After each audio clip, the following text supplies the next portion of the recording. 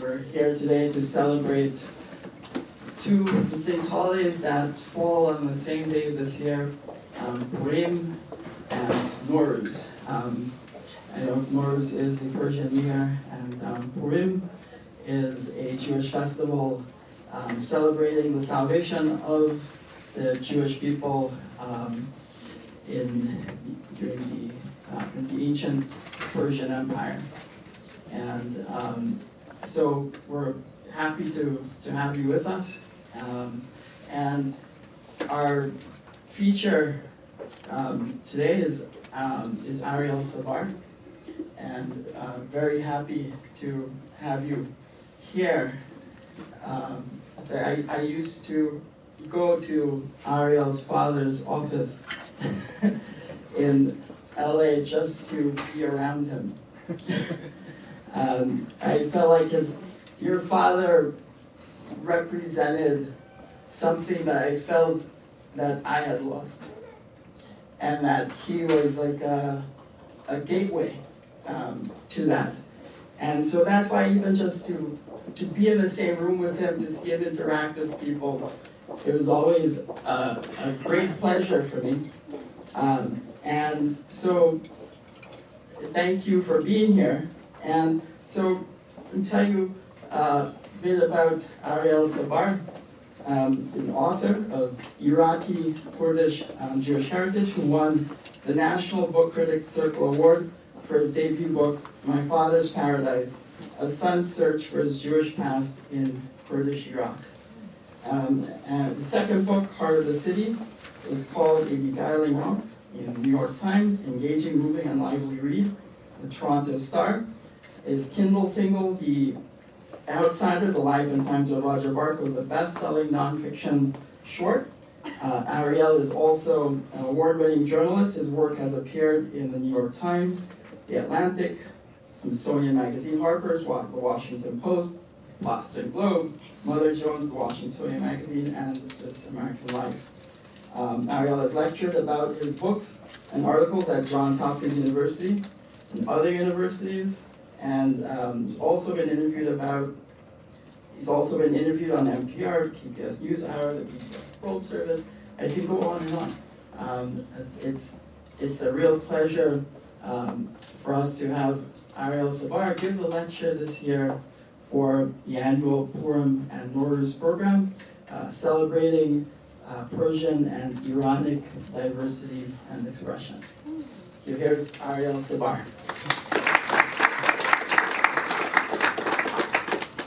Thank you, Efrain, for that wonderful introduction. I think my father would be really touched to hear that you see him as this connection to this past, this faraway past, which I really think he does embody in so many ways. Thank you all for coming. I'm going to talk for about half an hour about my book, and then I'll spend the final 10 minutes talking about some Purim traditions of the Kurdish Jews, because that's part of why we're here tonight.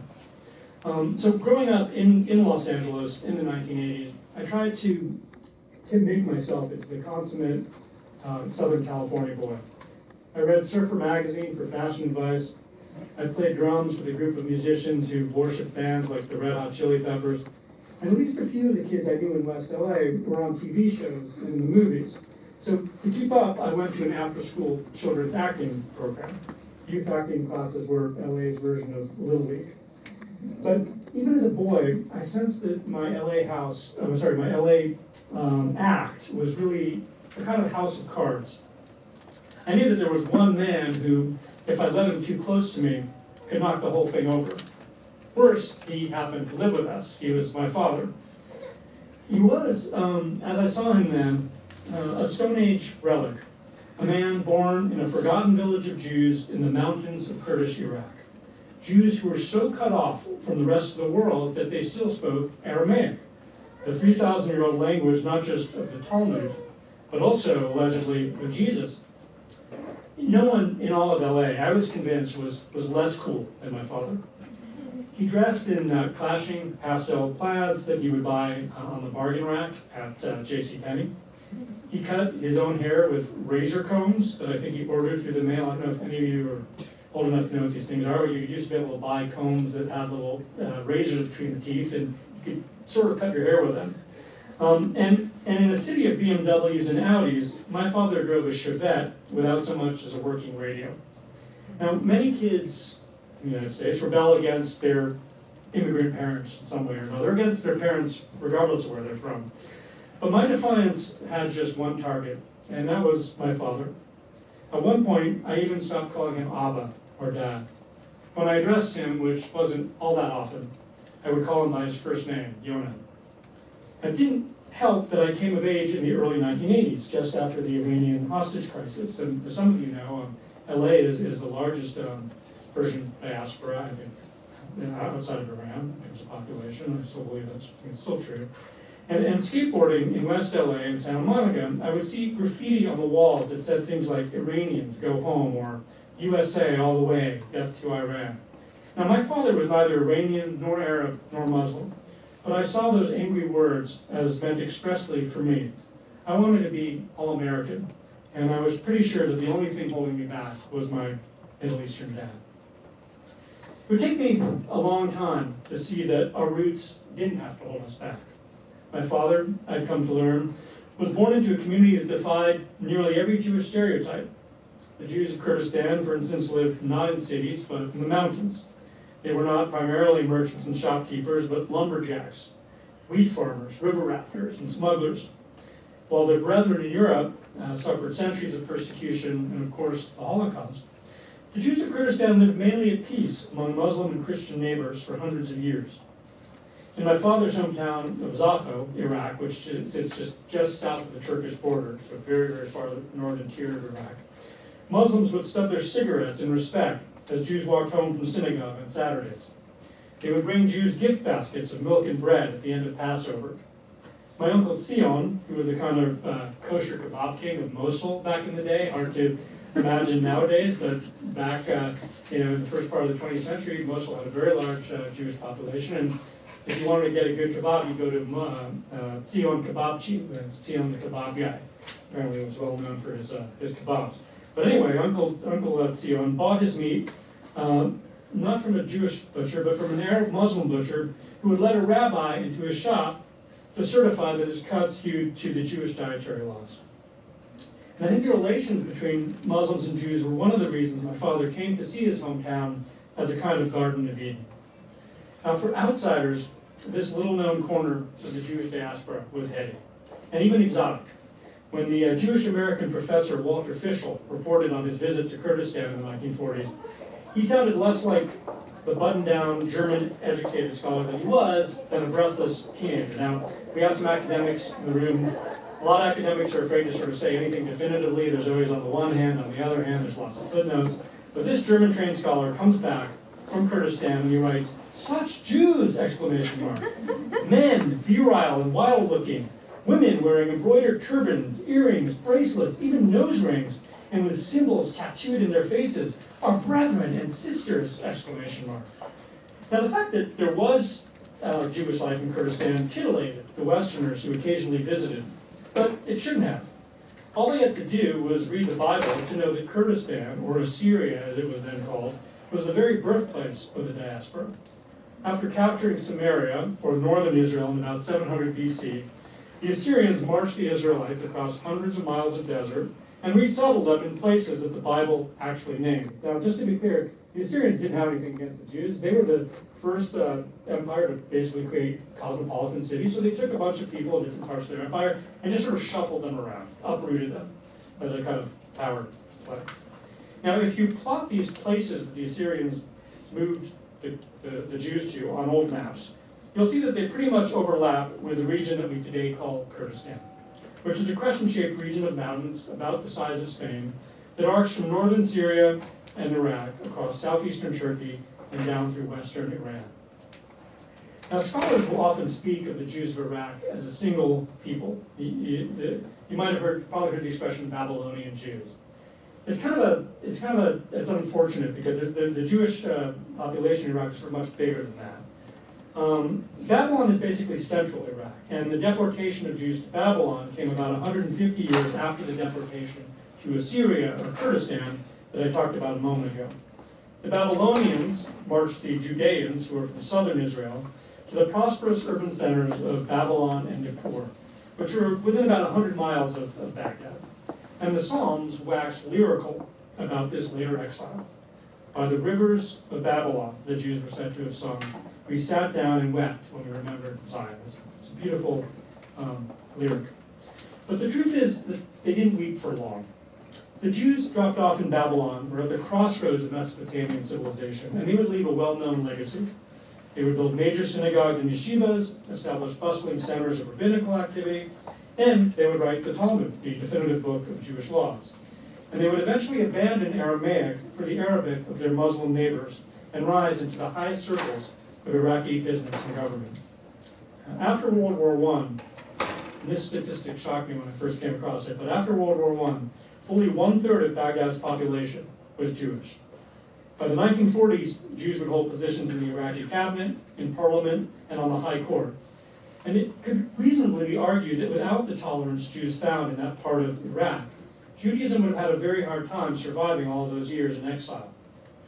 But the mysterious band of Jews that my father descends from, the Israelites, exiled to Assyria, they lived very different lives than the Judeans, more famously exiled to Babylon. The Israelites lived just a bit north of the Babylonian Jews, and they might as well have lived on another planet.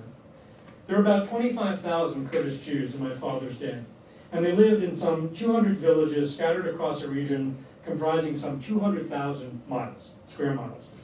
And so they were cut off not only from the centers of Jewish life, but even from each other. I mean, there wasn't like local Jewish community center where they all worked out. Like they were really spread out and disconnected.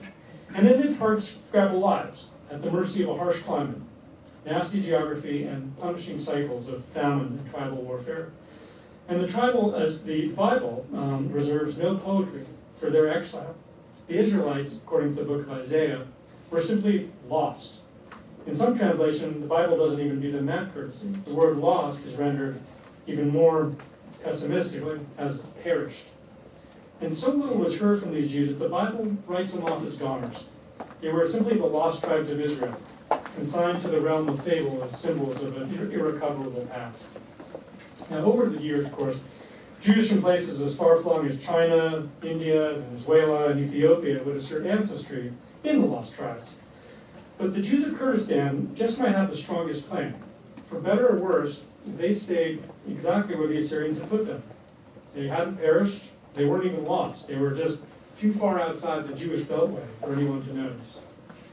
Now, life wasn't easy for the Kurdish Jews. The men in my father's hometown of Zacha worked into the night, guiding timber down the Habur River or plying the back roads on donkeys with saddlebags full of wool, nuts, and other goods that they would sell in the villages. So many were killed by roadway bandits that it was said of Zacha men, Jews and Muslims, that they never died in their own beds. These were tough Jews. There were no Nebushes in Kurdistan, as far as I can tell. Now, for work, my grandfather smuggled fox and mink pelts across the Turkish border, dodging both bandits and customs agents. My grandmother had 12 children, but only 6 survived childhood. 5 of the others died young, and the 6th, her firstborn, a girl named Rivka, was kidnapped by a wet nurse and never found. My father was one of the lucky ones, and as befit his status as the eldest male child, he lived a pretty footloose life. He swam with his friends in the Habur River, the same Habur mentioned in the Bible. He believed in angels and demons, and he knew how to cross the entire town of Zacha by leaping across its rooftops. And that was one of my favorite images when I was writing the book, is just imagining this little boy leaping from roof to roof of these mud shacks, knowing exactly how to get across from one side of the town to the other. And so, in many ways, this was my father's paradise, a place where for centuries time really did seem to stand still. Then came the 1940s, and everything falls apart. Iraq was one of the Arab states to declare war against the new state of Israel, and Jews and Muslims who had lived together as neighbors, friends, and business partners started looking at each other a little more suspiciously. My father would wind up being the last boy, bar mitzvah, in Zacha, before his family joined the mass exodus of Jews from Iraq in the early 1950s, some 120,000 in all. And as I was being asked about memoir earlier, one of the things that I always look for as a writer of narrative nonfiction are places where true stories serve up metaphor. It's easy if you're a fiction writer, maybe not so easy, but to come up with the symbolism and metaphor the fact that my father was the last boy bar mitzvah in Zacha wasn't lost on me. The very moment Jewish law declares of a man, he is wrenched from this place that he really will only be able to see thereafter through a child's eyes. Now, the new Jewish state was supposed to be the promised land, and for many Jews, particularly survivors of the Holocaust, of course it was. But for my father and his parents, life in Israel was harder, and its culture in many ways less tolerant than Kurdistan's. Israel's European leaders branded the Jews from Kurdistan and other Muslim lands as backcountry primitives in need of good scrubbing and civilization. When my father's family arrived at Lod Airport outside Tel Aviv, they were literally herded into a disinfection chamber and sprayed with the insecticide DDT. Speaking about Jews from the Middle East, no less a luminary than Israeli Prime Minister Golda Meir once asked, how shall we be able to elevate these immigrants to a suitable level of civilization? So there's a lot of hand-wringing at the highest levels of Israeli government about how to integrate these primitives. Now, my grandfather, who had hoisted himself into the ranks of successful shopkeepers in Iraq, never got a business off the ground in Israel's more sophisticated economy. My grandmother struggled to learn Hebrew and lived a life of cultural isolation. Kurds of their generation faced so much bigotry in Israel that many would lie about their heritage. They might say they were from somewhere else, more prestigious. And then, as now, it's gotten better, but there's still plenty of Kurd jokes in Israel. And it means basically to sort of stigmatize someone as a fool or a blockhead. As a teenager, my father watched with a sinking heart as his younger brothers and sisters forgot their Aramaic. His mother tongue, he had learned, was once the boisterous common language of the entire Middle East.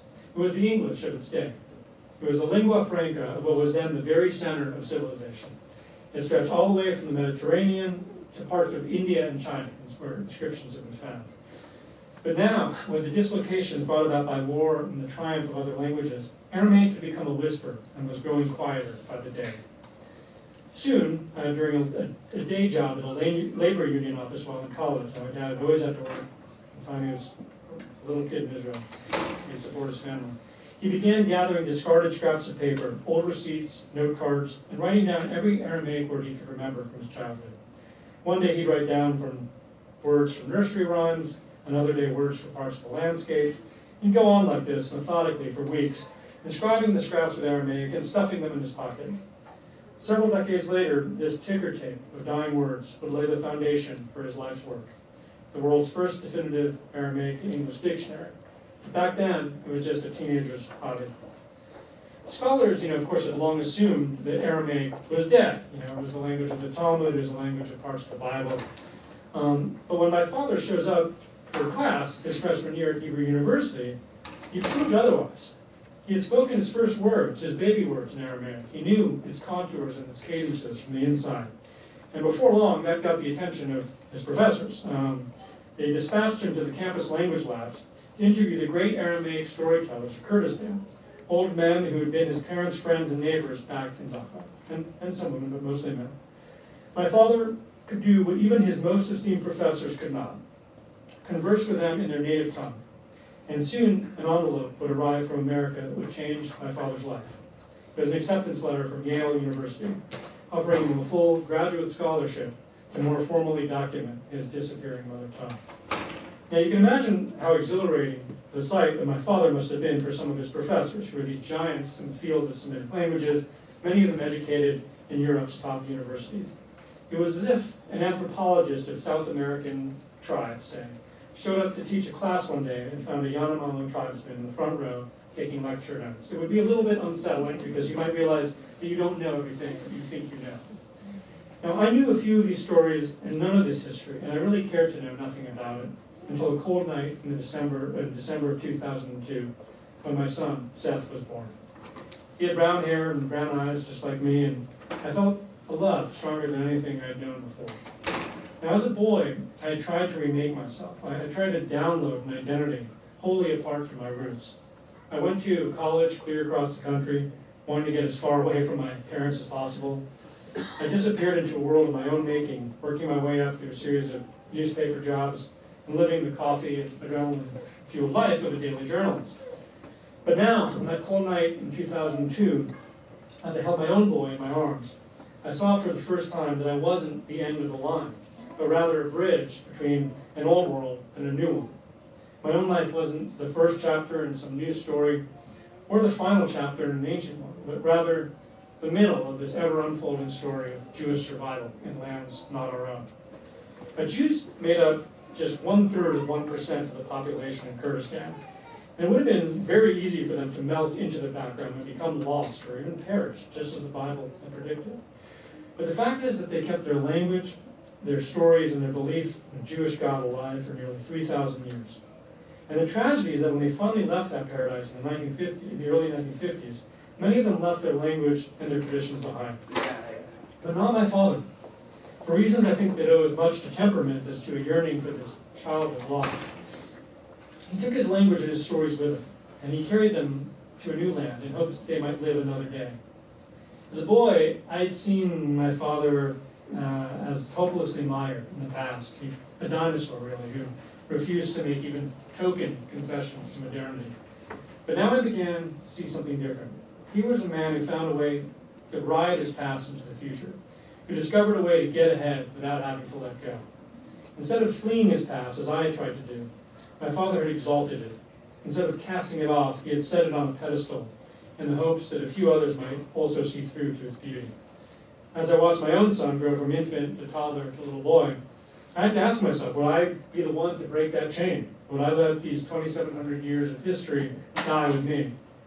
Now, I was something of a wayward son, but I had grown up enough by then to see that as a writer, I could do something, even if small, to keep the stories of the Jewish Kurds alive for at least one more generation.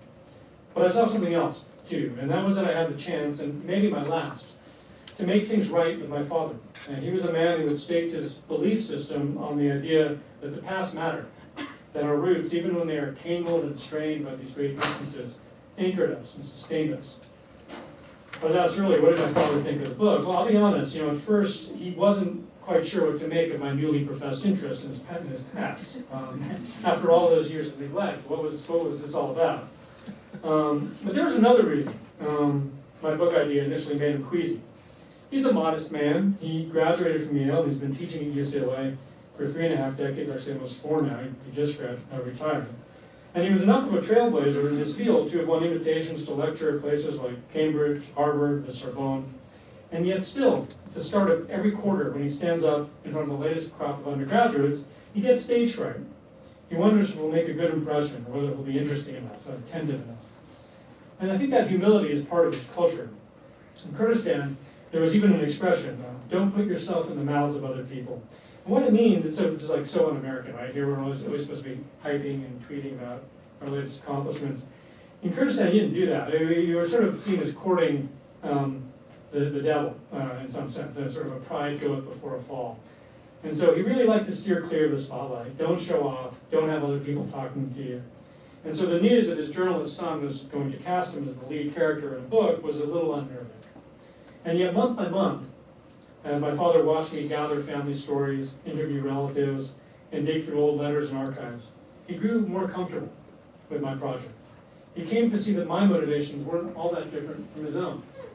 I was really trying to build a kind of arc for our people's disappearing stories, just as he had for their language. Now, as with many true stories, I soon saw that I wouldn't be able to tie this one up with a pretty bow. In 2005, I convinced my father to travel with me to his Iraqi hometown, and it wasn't the easiest sell. It was in the middle of the insurgency, and my father argued, not without reason, that 2005 was perhaps not the best time for a sentimental journey to Iraq by 2 American Jews.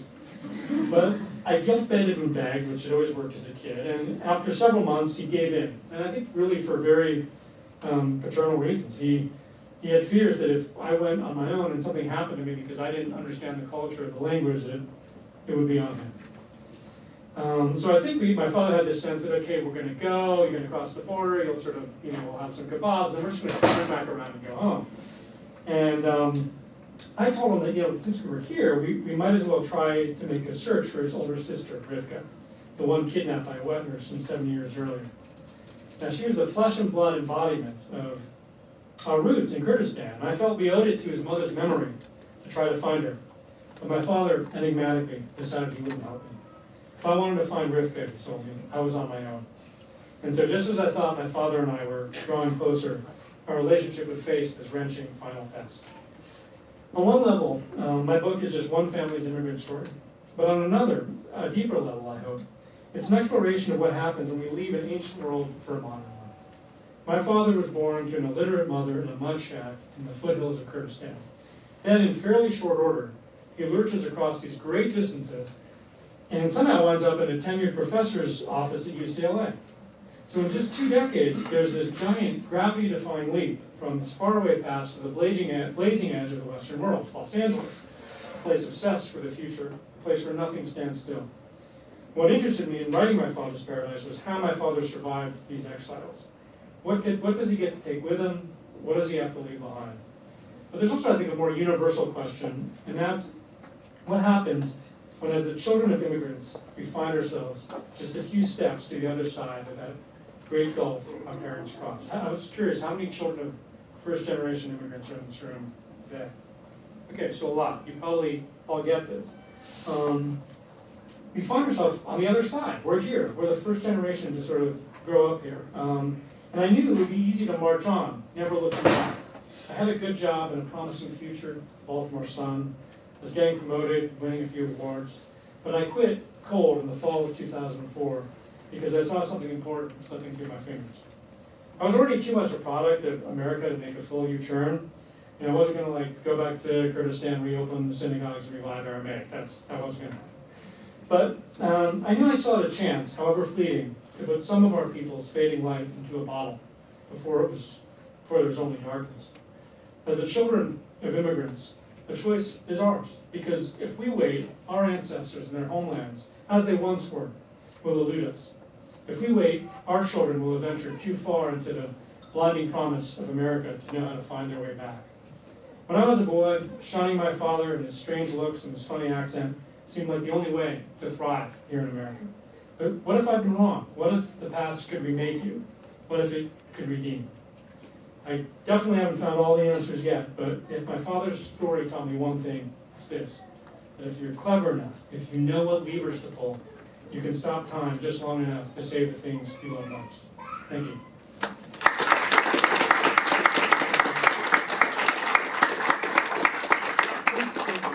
Since this is Purim, which is supposed to be one of the most festive holidays of the Jewish calendar, let's do some lighter stuff here. I wanted to read, this is a book called The Jews of Kurdistan, written in 1942. It's really the first ethnographic study of the Kurdish Jews. Great resource if any of you are interested. Probably available only in university libraries and maybe e-books or something. But I want to read about some of the Kurdish Jewish traditions of Purim. Here's one called Collection of Wood by the Boys. So the boys of Ahmadiyya, which is in Kurdistan, roam through the streets and call out their wood for Haman in the appropriate language. To the Jews, they would cry, Kadit, I'm going to mispronounce this, I'm sure, Kadit Haman. To the Muslim Kurds, Dare Hamani. And to the Christians, Siwit Haman. Neither the Muslim Kurds nor the Christians hesitate to give Haman wood to the children, even when, as used to happen, the boys were not content with collecting wood, but proceeded to steal chickens. Their victims did not resort to harsh measures. Haman's children, Bikikit Hamani, have done it, they would say indulgently. In Ahmadiyya, there was a certain Nestorian family of the Talmea sect, whom the Jews looked upon as descendants of Haman. For when the children came to their house and called Siwit Haman, they answered, Siwit Mordechai, and gave nothing. The children would consequently make a terrific racket in front of the house with their various Purim noisemakers. And Haman, by the way, is the bad guy of the Purim story, for those who are uninitiated. During the 2 weeks from the 1st of Adar until Purim, the children used to collect not less than 110 to 220 pounds of wood. When they had enough wood, they would sit down with their wood along the street and cry, "We have wood!" Then the people would come and buy wood from them and give them a good price. With the money the children got for their wood, they would buy beer or chickens or a lamb for their Purim meal. I had a chance to talk to my father. I still find myself interviewing him all the time, even though the book is done. And I asked him a little bit earlier today, about some of the Purim traditions he remembers. And one of them was, on Purim, whenever the name of Haman is mentioned, Jews tend to make noises to sort of bury his name in a racket of some kind or another. And so in Kurdistan, one of the ways that they would make noise was they would make noisemakers out of what were called bumbala, or animal bladders. So at Sukkot, everyone begins to collect the bladders of slaughtered animals. These are blown up and suspended from the ceiling. And at Purim, the family would take to the synagogue as many as they could carry and distribute them among the less fortunate friends. In Zacha, where my father was from, several hundred of these bumbala are brought into the synagogue. When the Hazan reaches the last word of Esther, the children would explode their bumbala. And the result is not unlike the thunder of guns on the battlefield, according to this author. The children add to their bit by firing off their pistols and crying, "We have crushed Haman's testicles." Okay. A little different than we celebrated here. And so it would go on like this. So another story my father remembered was what was known as Lakit Tare. It means the locking of doors. And so when the parents would go off to synagogue, before the children would let them back in the house, they basically required a bribe of their parents. And so my father says, it's like Hanukkah gelt among the Ashkenazim. They give you a bonus, money, Hanukkah gelt, something. And my father also remembers, and this might be familiar to some of the Persians in the room, that one of the most common foods on Purim was something called zulbiya. Anyone familiar with zulbiya? He says you can find them in Persian restaurants, as my father just familiar with that, where they give them as dessert. It's a pancake made with stuffed dates and nuts inside and fried in a pan until they become brown. And they taste quite good, he says. They're eaten on that holiday and given as gifts to other people. But he said the most important thing about Purim that he remembered was for the girls. The Shabbat before Purim was known as the Girls' Shabbat, or the Shabsid Benasa, which is in memory of Queen Esther. And the daughters on that Shabbat, according to my father, behave like queens and are dressed in their fancy way and are served by the boys and the parents. The rest of the year, of course, my father says, they were perpetual servants. It was a very patriarchal society. But on this day, they were queens. And I think this is interesting, my father says.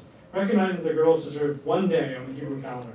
Probably did more than that. But that was the one way that the Kurdish Jews honored the girls. It was sort of a role reversal where the men and the boys would serve the girls on that day.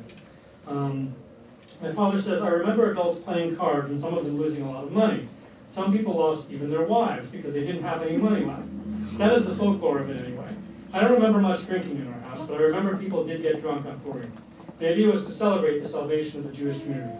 This is the first genocide we know of in the Bible, and this is my father's view, of course, that Ahasuerus was planning to annihilate the Jewish community.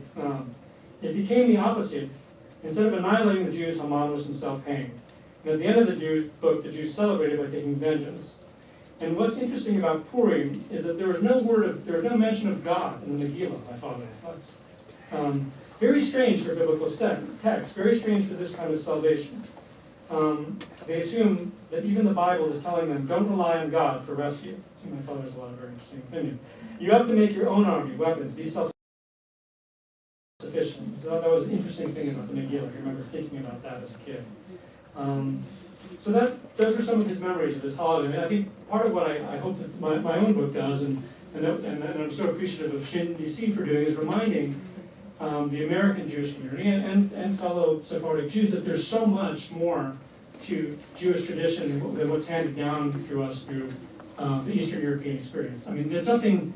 I mean, all of this history is wonderful, but I think so often the way that we understand Judaism and the Jewish experience is filtered through the sort of sticky stuff we think about when we think of Seinfeld or Woody Allen or bagels and schmear and gefilte fish, and that's just a very narrow part of what the Jewish experience is. So I'm grateful again to Ephraim and all of you for hearing a little bit more about this sort of other lesser known part of the Jewish diaspora. Thanks again.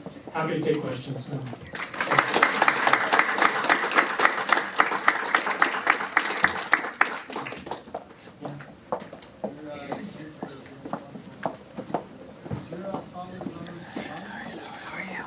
It's Aramaic. So that's a good question. There were so many languages spoken in Kurdistan, it can get a little bit confusing. The Kurdish Muslims, of course, spoke some variation of Kurdish, so Sorani or Kurmanji. And the Jews and Christians who lived in those areas spoke Aramaic, which is the language of the diaspora for 20 years. And so the Jewish Kurds really have to be multilingual in a lot of ways. They spoke Hebrew in the synagogue, Aramaic among themselves, or any communications they had with Christians. And then Kurmanji, or my father's region of Kurdistan, to the Kurds. And then if they traveled to the big cities like Mosul or Baghdad, they'd have to be able to speak Arabic. So language wasn't just sort of like an extracurricular that you learned as a second subject in school. You needed it to survive and communicate in this very multivalent community. Hi. I was wondering how you were able to approach, I guess, some of the harsher realities of what happened, when the state of Israel was declared. Because in my experience, my grandfather is an Iraqi Israeli Jew, and he left when he was 7, and trying to get him to talk about those things is very challenging because he's like, oh, well, it's in the past, and I guess I don't know. He very much inspires me to want to continue talking to him and learning from him. So how do you suggest kind of approaching that, I guess, from your perspective? Yeah, no, that's a really good question. I think I was lucky that my father left when he was young enough to have memories that didn't turn bitter yet.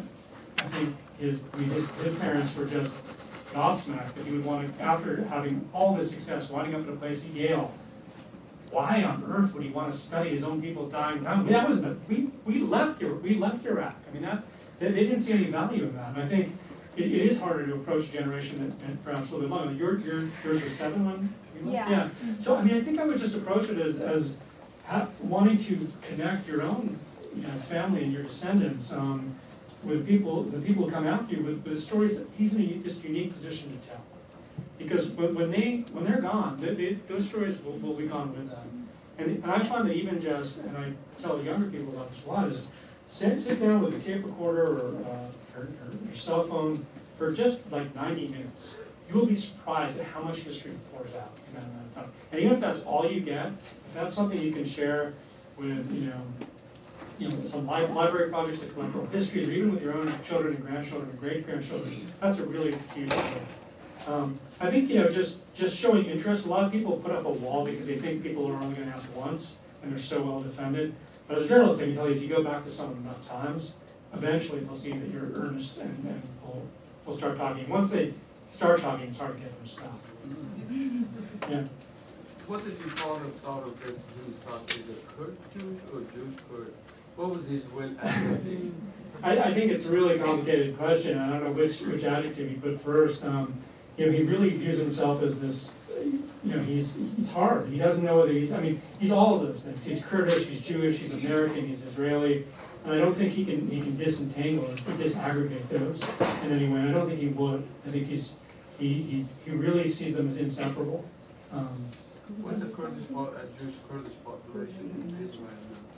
I mean, that's a tough number to pin down. I think the last time I checked, maybe 150,000, something like that. Yeah. And they are very active to support Kurdish independent freedom and all that. It's hard. A lot of them have assimilated in a lot of ways. I don't know. There are certainly some who are connected with the Kurds now, and there is interest in kind of going back and meeting them. There was a Kurdish Jew who led tours back to Kurdistan for many years.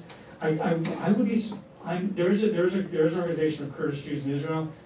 They've had their ability to get things done have depended on who their leader's been, and I wouldn't say that there's a lot of engagement with the Kurdish diaspora, and I think that's unfortunate. Because I see in YouTube once every while, Facebook, I see that there are some Kurdish. Yes. They for sure. Music, Right. There's a Passover festival right after Passover known as the Serana, which is one of their bigger festivals, and is still celebrated in Israel. It's interesting because the Kurds in Israel who moved to the big cities wind up losing a lot of their traditions, whereas the ones who sort of self-segregated on moshavim and kibbutzim wound up doing a lot better because they maintained the kind of isolation that they had in Kurdistan, and so they were freer from these pressures to assimilate.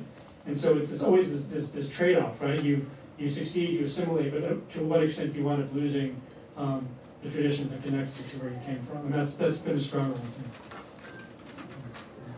I'd be interested to hear your thoughts about attempts in Kurdistan to sort of a Kurdish Jewish Renaissance. Yeah. Or, the work of like Shirzad Mosani and other sort of groups. Yeah. I mean, I know just a little bit about that. I know there was like a Kurd who tried to sort of magazine to sort of encourage these relations between Jews and Kurds and celebrate that relationship. I think that's great. And there have been efforts to create sort of mini museums of Jewish artifacts. Of course, there are a lot of shrines to biblical figures in Kurdistan. Unfortunately, some of them were destroyed by ISIS, including the one that my father was named after, the Shrine of Yonah in Nineveh, right? And so it's been greeted with everything from, I tend to be encouraging of these kinds of things. Others have been very cynical about it, that there's been some effort to somehow exploit. I think, people want to have a dialogue. Great, let's give them the good faith, see if it's going to work.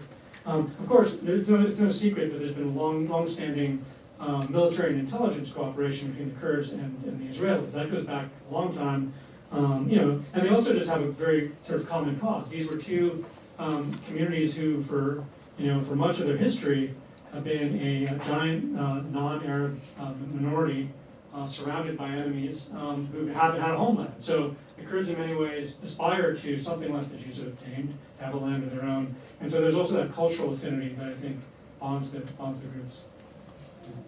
Yeah.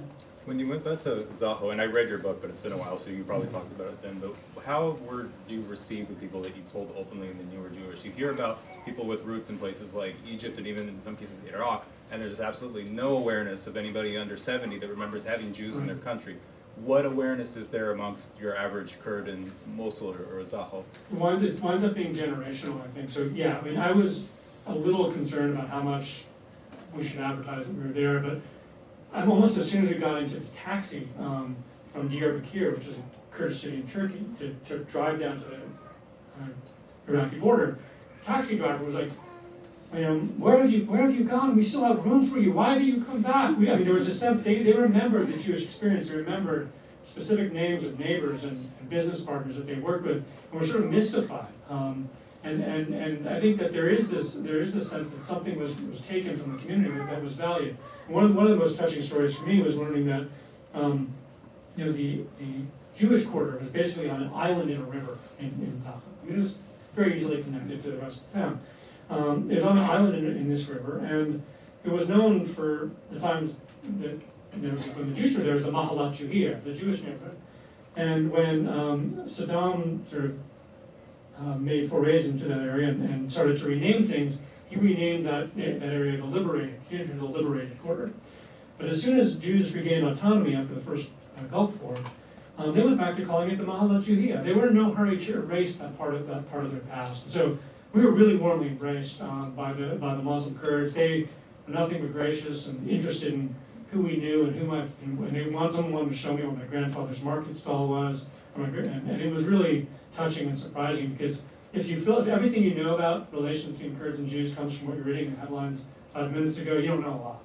And I think part of what is important about preserving these stories is to remember that this is a really recent development in history, and that there are still these connections that can be encouraged, like the ones if a Kurd wants to start a Jewish museum, great. I mean, one of the things that we also discovered was that there was a Kurdish guy in my father's hometown who had taken a bunch of stone menorah-shaped tablets, basically, that had Hebrew writing on them, because which came from the old temple, the old synagogue in Zaho, which had been basically remade into a house. So this guy's like, this stuff belonged to the Jews, and so he took it and preserved it in his house, hoping, I think, someday that some museum would come along and do something with it.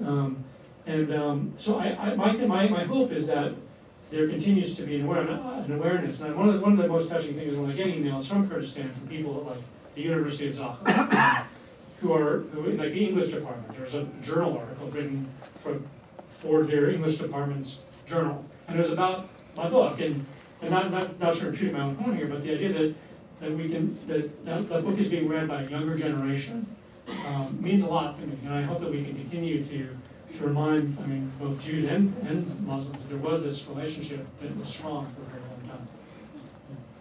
Yes? What's the number of Iranians living in Israel, and how do they keep that of I don't know the Iranian numbers. There might be someone else who might be able to answer that. I don't know. Yeah. So, my mother's family is also from Iraq, and I always remember there was a complicated relationship. I mean, he was from Baghdad, so different types of experiences, right? They went through the Farooq, so you know, there always seems to be a very visceral rejection of that identity by him and his siblings. I wonder, like, how did your father like really identify with Iraq going into modernity, going past you know, the history, right? So like in terms of current events, in terms of Saddam, in terms of you know, the invasion of Iraq, like how do you relate to Iraq? I mean, I think he's really very much a humanist. I don't think he doesn't like argument. I mean, that's one of the reasons that I think he made assimilation easier for him, but he would often share this anecdote about how if a wind is blowing, it's better to be a reed that bends rather than one that breaks. And so he was always a guy who would find a way to make the past relevant to where he was in his present moment. And I don't think he would be someone who'd be out there making political arguments about what Iraq's future should be. There are a lot of smart people probably in this school who can do that and more comfortably as part of their personality than he would. And I think he really was focused always on culture. But there's nothing he likes better than, you know, wherever he is and wherever anyone is from, and whether he's visiting us on Capitol Hill here in DC, you know, approaching someone who is working at the hotel, a bellhop, who looks like they might be from another country, and asking them about their story. And they'll just go, every single morning they'll be chatting it up, and like the manager going, why you keep talking to my service staff? And my dad is genuinely interested in anyone who comes from some other place. He wants to understand whether there might be some connection to where he came from. And he's always searching for that, sort of where's our common humanity? I think that's what makes him so beloved of many of the students at UCLA, and that sort of feeling that Ephraim described of being in a room with him. You know, he's a humble guy with the sense that he really wants to get at what brings us together. And I think that's what you're going to find. It's not going to be polemics about politics. Yeah. Since the publication of your book, have you gained any new insights why your dad was kind of reluctant to have you connect with your aunt? Just for the same reason. He's not, I mean, I think he did all this risk-taking in like the first 13 years of his life. And now that he's nicely settled in, you know, West Los Angeles, he doesn't need to travel to Mosul to potentially, you know, be killed. Asking about a Jewish girl who disappeared, you know, 7 years earlier. And I think I think it's also the difference between how a professor acquires knowledge and how journalists acquire knowledge. It's sort of like a different strategy. We go out and we knock on doors and we take risks. My father's, you know, he reads books and he studies ancient manuscripts. But the idea of like knocking on doors and hustle through first, we're not. For sure. Yeah. Yes. Did you go forward with the search after your dad said you know, I did, but only so far. I mean, I tried to recruit and I described in the book, a Bedouin shepherd who had connections there to take me down. I think he kind of asked around, and everyone said like, that's a really bad idea. And it wasn't worth, you know, sort of killing yourself for. And I think I also realized that I was a little bit self-interested, that going and trying to identify someone who may have never known where she came from, or who may have had some inkling, but certainly wouldn't be helpful for her to be outed as Jewish now, might have been great for my book, might not be great for her. So that was just part of me like growing up and realizing like, you know, there's some things that, some parts of your past that are better left past. So. You mentioned an artifact that wound up in somebody's house. Are there any other like artifacts that are either in museums or at universities that can be looked at? Yeah, absolutely. I mean, one of the best repositories is in the Israel Museum. And in fact, there's a really nice book they put out, a really glossy, beautiful book of photos of that big exhibit they had. I made it back in the 70s, that exhibit. You can still find the book in English and Hebrew, called like The Culture of the Kurdish Jews. So that's a really wonderful resource if you're into like the material culture of the Kurdish Jews. I would check that out.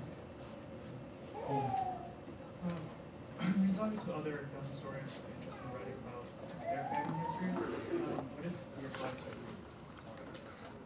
Well, go talk to the oldest people first. I mean, start with people whose health is at risk and who may not, their memories are sort of failing. It's really just important to, what I did is I did a lot of interviews, sit-down interviews with people. I had help from my Israeli cousins who acted as translators. My Hebrew's okay, it's not great.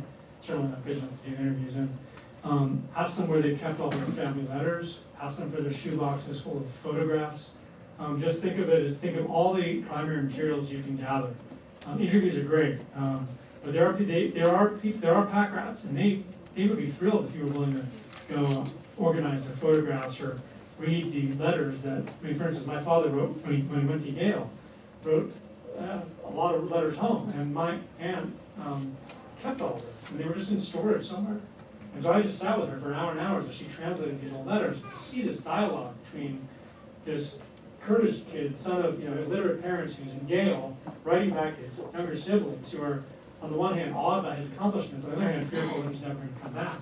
That was a huge resource for me. So I would just really think expansively about what the vast number of resources that you can tap, if you're lucky enough that there's some relative that has kept these things. So that would be the first bit of advice, I suppose. Comment. I had the honor of meeting your father actually in Ariel back in 2012, and we had a very nice conversation in Kurdish, and he was very, very much interested in still the Jewish experience in Kurdistan, and right now there's a museum, a national museum that's being built, and there's a real interest in the Jews of Kurdistan among the Muslim Kurds themselves. And I think it would be really great to have your father's insight as well as yours. I was working for the museum, and that's why that's the kind of thing that I think is so valuable on so many levels to identify. And this is something that's special about Kurdistan. I I'm in no position to advise anybody, but I think one of the things that people recognize is that Kurdistan has been a place where people of different faiths, different languages have lived side by side. It hasn't always, it hasn't always been perfect by any stretch, and certainly harder for some of the Christians than for the Jews. But I think that the extent to which that past can be celebrated or memorialized, at least in museums, redounds to Kurdistan's benefit in so many ways as a beacon to other cultures around it. So I hope that succeeds. Yeah. What was your impression the first time you went to Kurdistan? It was overwhelming. To go to this place that my father had talked about for so long. When I was a kid, he would tell us, stories about Zaha. It just sounded fun. It got stuck in your throat. It was, and to me, it felt like it really had the aspect of a fairy tale. It just didn't seem real at all. And it was never a place that you would ever go to because it wasn't a place that he'd ever been back to. And so for almost 4 decades, he didn't go back because it would have been almost a suicide mission when it was under the influence of Saddam Hussein. And so even for him, it would become sort of unreal. And so they actually, cross that border, hear the gravel crunch under my feet. It was probably a little melodramatic for me, but I think it had a right to be because of how much it had built up in my mind. And then the other thing, then after that sort of moment of romantic kind of melodrama, the reality set in, which is that I was going to have to kind of fact check my dad's stories about Kurdistan, because it would be easy, and I occasionally get pushback from people who say, well, your dad, of course he's going to have all these great memories because he left when he was a kid, and yeah, he says that the Muslim Kurds really like the Jews, but how much of that do you really know? Of course, my instincts are a journalist. You're right. I'd be derelict if I didn't interview some Muslim Kurds as well, and to my delight, and because it also affirmed that my father's memories were still rather intact, the older generation of Muslim Kurds had the same memories of, for instance, the Aga, or the tribal chieftain of the town, escorting the Jews to the Mosul train station, for instance, when they departed and being in tears, and wondering what was happening in this community and sort of unraveling. And so for me, it was like an affirmation well, number one, my father was a reliable narrator, and so it's a good thing after you interviewed him as a chief source for your book, but also that these relations you described were actually based on some modicum of fact. Yes. Do you have any idea of what happened to the Jewish Iraqi artifacts that came to the archives at exhibit? That was saved by the military? I know that the decision, the last I checked in, the decision was made to return them. I don't know, there's probably people who might know better whether they've actually been returned. No, No. they have not been returned Okay. yet. Yeah, okay. Yeah, in fact, I don't think I've seen a date, but I know it's within the next, I think, years. And what's the delay? Why is it taking so long? Well, number one, there was a lot of background with the original contract that was signed between the Oriental Art Institute and Iran, when they dealt with it, and there's a tremendous amount of materials there, and then it's a question also of, is it just the artifacts that are going back, or is it the knowledge base, which is, I think, my understanding is that's part of what the contract dealt with. So I think there's just a lot that they have to deal with in order to be able to make that change. Yeah, and I think one of the concerns was just making sure that there was there was the capacity to preserve it, display it properly and respectfully, and so yeah, that's where. Thank you for filling us in. Yeah. National Museum in Baghdad. Is that National Museum? I believe so, right? Is that what it might be headed? Are you talking about Oriental Art Institute? I don't know where we go. It's part of the University of Chicago, and the researchers who actually went in and did the excavations in the one 1930s. Well, hold on. I think we might be talking about different things. I think she's talking about artifacts that were recovered in the basement of yeah. And so the last I heard was that the very similarly there was the will to return it, and probably the requirement under international conventions to do so. But whether it's happened or not, I just haven't checked that. Yeah. No, I was at that exhibit with an Israeli friend, and we met the Iraqi delegation that was there. Oh. And, the question was, where should it go? Maybe Israel. And my Israeli friend said, no, it should go back. They need to know that we were there. Yes, I agree. I mean, I think that Israel's already got a lot of stuff, and I think that, again, the more that we can build bridges instead of, building silos, the better. And we'll take me one more. Yeah, one more and question. then we can begin. Yeah. Oh, sorry, you've already asked one. Yeah. You've asked one too. Anyone who asked this one? Okay. All right, well, thank you all for coming.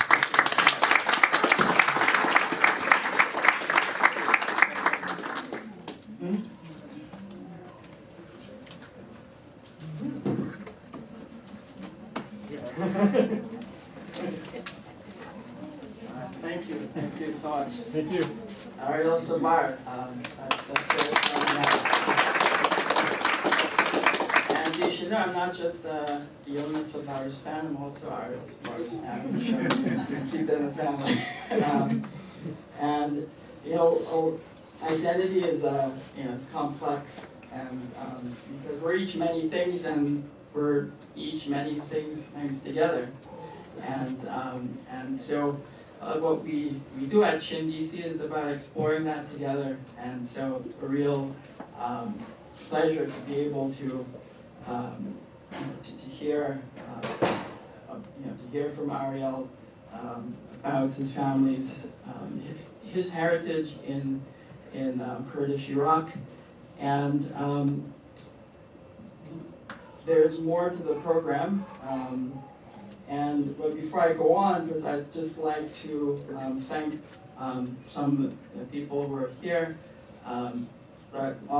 Leila Levy, who's right here, who's on the SHIN DC board, also the president of the Hispanic Bar Association, and we have here with us tonight from the Kurdistan Regional Government, represented by Ansami Abdul Rahman.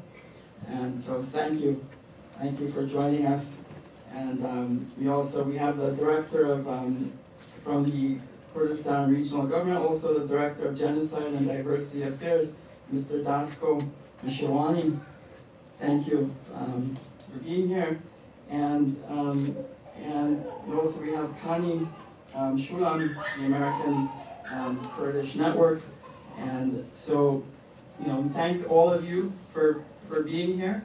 And a little bit about Sephardic Heritage International. We hope that each join us for our upcoming programs. And we build intercultural bridges while raising awareness of Sephardic and other underrepresented Jewish heritage and the cultures, arts, and history of the Middle East, North Africa, Greece, the Balkans, the Iberian Peninsula, and Central and Western Asia. And we said that's many identities. And so we're glad to have you here with us to share that experience as we get into that. And so we tell you what's next. One thing before I forget, someone had asked how many Iranian Jews there are in Israel, 200 to 250,000.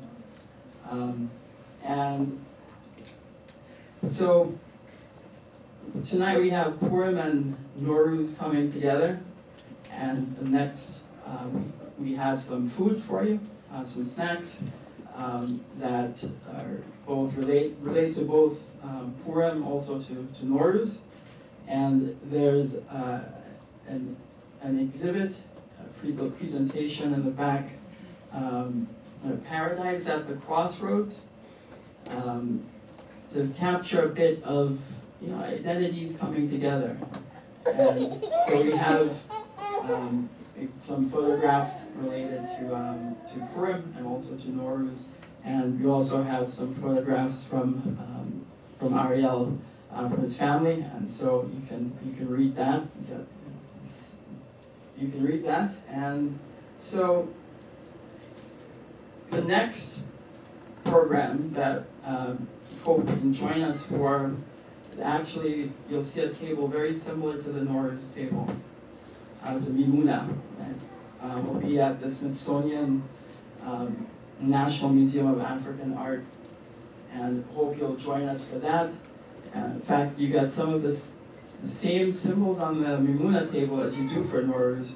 So some of that might get recycled. The coin, for example, the coin goes to everything.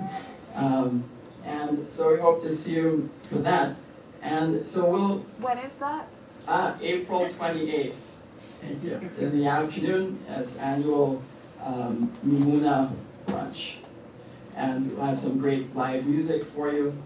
And so, speaking of live music, while you go to the back to look at the exhibit and also to get some food, we're going to have a bit of a setup here. In the front, we're going to have some live music to celebrate Nowruz with vocals and Barlama or Saz guitar performance by Associate Professor Ashkin Chelik and music teacher Alican Aydin, who performed in the US, Turkey, and Europe, and selections are from the Azeri, Kurdish, Turkish, and Arabic traditions. And you'll also see in the back there are some saffron skin products that were provided by Elliott as our complimentary Purim and Nowruz gifts to you. So please start one per person, and while they last. So with that, thank you all for coming, and we hope to see you at the next event. And also a couple people back there, I should bet. You have GWU students for Israel who helped to spread the word. And we're Aisha and Amina. So we have, so you'll see them from Imuna. Yes. Well, they're Moroccan. Yes. And I'd like to thank them for helping to